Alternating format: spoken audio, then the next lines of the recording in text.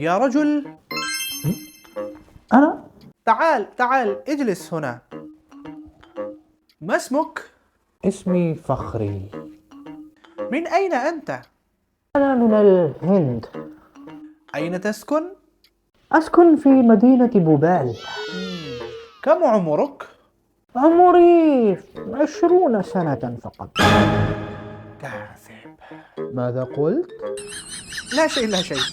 حسناً، ما مهنتك؟ أنا مدرس اللغة العربية وتاجر الكتب. جميل ما شاء الله. وأنت؟ أنا طالب وأتعلم اللغة العربية من قناة राइजिंग कलाम। इसी तरह की और वीडियोस को देखने के लिए हमारे YouTube चैनल को सब्सक्राइब कीजिए और Instagram और Facebook पेज को फॉलो कीजिए।